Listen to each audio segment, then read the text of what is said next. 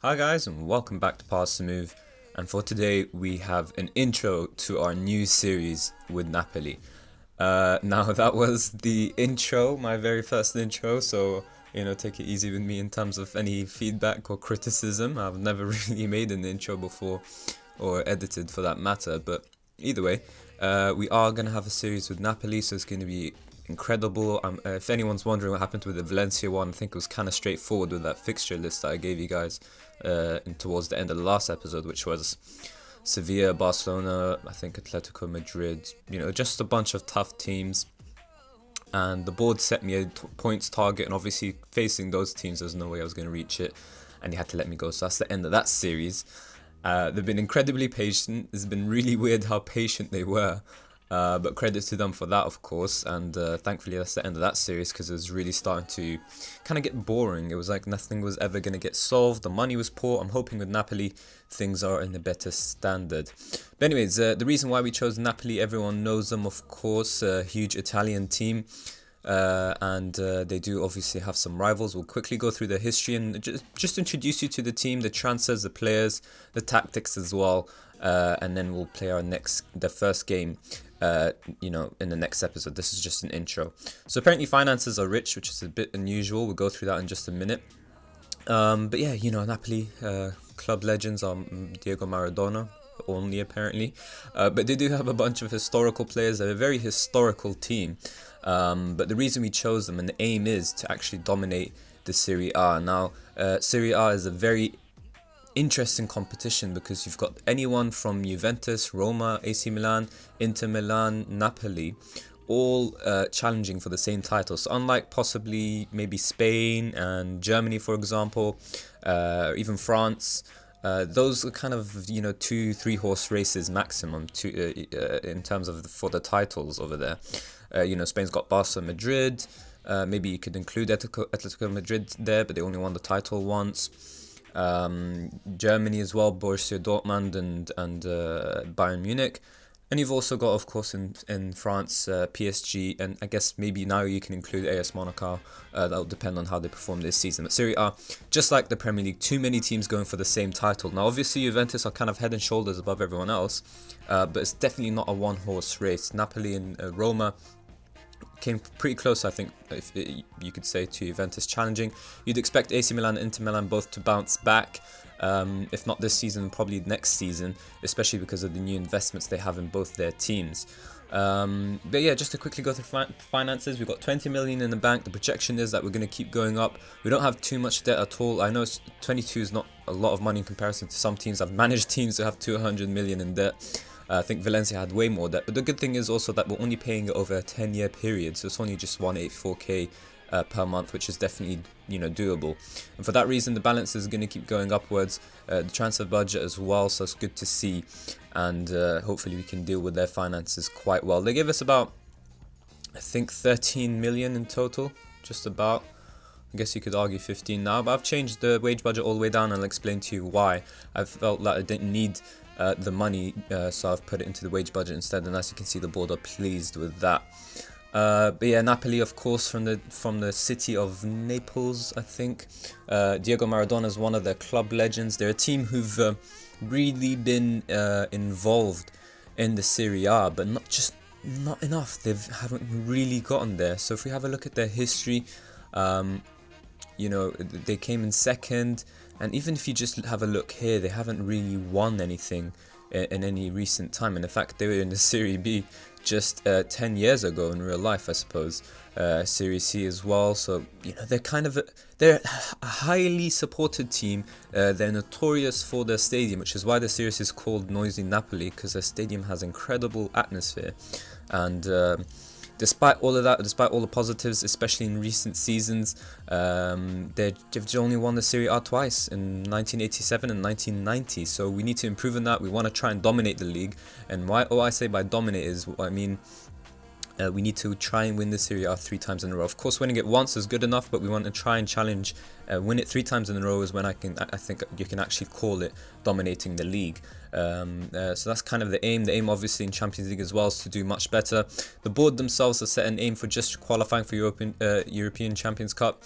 and to do that you just have to qualify for any of these 3 places here. The 4th one, in comparison to the Premier League and La Liga, maybe doesn't actually get you not season preview, sorry, doesn't actually get you into the Champions Cup, if I'm not mistaken, the Champions League. So yeah, 4th and 5th qualify for Europa League, and so yeah, that's why we need to do well in the Champions League as well. We need to try and win back that 4th spot for Italy, for the Italian league rather, and hopefully we can do that. And Champions League just reached the first knockout round. I think I'm quite confident getting out of our group stage. It depends who we draw, and the Italian Cup is not important apparently, so you know, maybe we can have a real go in this to try and get some silverware. But yeah, I don't expect us to win it straight away from the off, the Serie A. We're hoping to, of course, but I would expect us to be having a decent challenge this season, hopefully invest in some good players next year. The squad as a whole is a pretty decent squad, and you know, they make an interesting team to challenge with. Let me go through the players. Actually, have a quick look at the tactics. So we're going to be going with a 4-2-3-1 formation. Milik as well as a complete forward, Mertens inside forward. We've got a winger here in Callejon, Rog as an advanced playmaker. We'll discuss who's the starters and who's not, but this is the tactic going on with deep line playmaker on defender, box-to-box midfielder, a wing back to support the inside forward, and a full back to support the winger. We've got the same tactic in control and attacking as well. We've got team shape of structure so that we have a solid team shape. And we also have instructions that are very basic. We've got a 4 counter, it naturally goes much lower, but it's actually just a lower tempo, shorter passing, and we just want to close down a little bit more on our teams. I don't want to be more expressive or freedom of movement, you know, roaming from positions. I don't want to give my players that this time around. I'm experimenting with something. Normally I like to do roam from positions, but I feel like some of these players already roam from positions, such as a complete forward and the box-to-box midfielder. So if I put roam from position even more, they may do so at a greater extent and lose their team shape, which is the whole point that we're trying to avoid. In terms of creative freedom as well, I feel like we have players who already try risky passes, like the advanced playmaker and the complete forward as well, inside forward. All these players, all 3 here at least. And I've also set the deep line playmaker to try some more risky passes, so we can try and unlock teams from deep. And so we don't want to give too much creative freedom in that regard. And so yeah, that's pretty much it. Counter control and attacking to try and you know, dismantle teams, and maybe we'll move away from this tactic into a more solid formation, I suppose, not one that's too attacking like this. But you know, for now this is what we're sticking with. So in terms of the squad, I like to have 2 players per position, 1 starter who's a leading or star player for the division, and 1 who's a backup, who's you know, a capable player and a youngster with potential to become a leading or star player. So I always mention that, and I mention that again in case anyone hasn't heard that. So in terms of that, with Pepe Reina, we do have someone who is a leading player for the division. This isn't actually our best judgment of ability. Where's he gone? I think it's Gianluca Grava. Let's have a quick look actually. Apparently the opinion changed, but yeah, it is Gianluca Grava. So the opinion has changed. Pepe Reina maybe we can invest in next year, unless I manage to see a decent goalkeeper now. We only do have 13 million though, and it's unlikely that we can get a top goalkeeper for that. Rafael is the backup as a decent goalkeeper. Christian Mago and Inside Hisyaj are good, you know, combo of players, you know, one with experience and one who's a youngster. But it's actually El Sayed who's going to be starting. He's a leading player for Serie A division, and Maggio is a decent player only. He's fairly susceptible to injuries, so this is what we need to improve in. The first 11 I think are a decent first 11. We have leading players for the division. Juventus are more likely to have star players for the division and maybe a world-class player somewhere there. So what we need to do is actually invest in our backup players. So if we, instead of Maggio, if we had a youngster with a ton of potential to compete with Elisei, that would have been good. Strinic and Fawzi Rolam are both incredible players, but it's actually going to be Rolam who's a leading player. He's going to start first, and Strinic is going to provide adequate cover as a good player for the division as well. Some really good players here. Strong squad, I think, is good enough to challenge for the title, but whether it's good enough to overtake Juventus, we'll have to see. The likelihood is, in this division, if we do perform against the smaller clubs, then we'll have to get results against the top clubs, so that's where it matters. Albiola is going to be starting alongside Koulibaly. Both players are leading players for the division, so that's great to see. And their backups in Nikola and Vlad as well are only considered as good players for the division, so we need to kind of improve on that. They're definitely good backups, without a doubt, that's no question. But if we did get in youngsters who had plenty of more potential than they did, that might be a bit better, because obviously you can't expect, for example, Albiol to be around forever. He's 30 years of age. In midfield, central midfield, we've got Diawara, who's going to be a very capable player, but he's not a starter. It's actually going to be Peter Zielinski, who's a leading player. And we also have, I think it's actually Giorgino. No, it's Alan, is it? Let's have a look actually at their contract. So Alan's definitely a starter. He's going to be playing as the box-to-box midfielder. And it is Giorgino who's a rotation. He's suspended for some reason. I'm not sure how long. They're not really showing me. Maybe it's hopefully just one game. But yeah, Peter and Alan are going to make the central midfield duo for deep line playmaker on defend duty and a box-to-box midfielder. Giorgino is going to be the other backup deep line playmaker. And Diawara is going to be playing as a ball-winning midfielder. Now, he's okay as a box-to-box midfielder, but I think especially with box-to-box midfielders, off the ball is very important. You can kind of get away with poor finishing or long shots, but box-to-box midfielders, you have to be up and down, you have to always be open for a pass, and I feel like off-the-ball movement is very key in that position, so I'm not going to play him as that role. Whenever we play him, we'll just switch into a ball-winning midfielder, and hope that pays off. Callion is a Rodomantor, and he's definitely suited to that role, but I'm not too comfortable playing with a player who's not really necessarily going to do his defensive work. That's the whole point of playing as a structured team. So we're going to be playing as a winger, which he's very capable of as well. The only issue is that he has a tendency to cut inside from both wings, so we'll actually try and get our... Not tutoring, where's the freaking coaches? We need to try and change... Where did it go? I swear. Alright, there you go. Movement. Let's try and stop him to stop cutting inside as often as he currently does. I think that's the one. We're going to try and stop him because as a winger we need him to not cut inside at all. You know, he has to strike. Don't see who's capable of doing that. I think it would be beneficial for his courage to get forward whenever possible. No.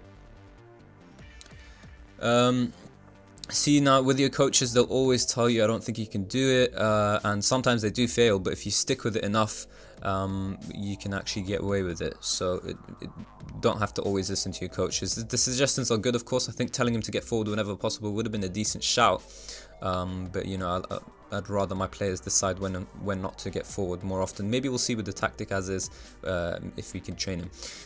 Emmanuel is his backup, 31-year-old Italian international, decent backup, but again he's old, and I would much prefer having a youngster there who can eventually overtake Callion as a right winger.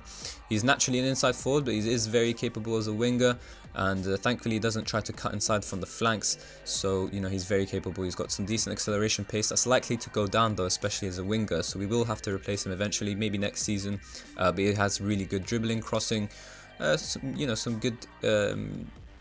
Oh, it's actually on inside forward. So he's really suited to the role, so it's not an issue at all.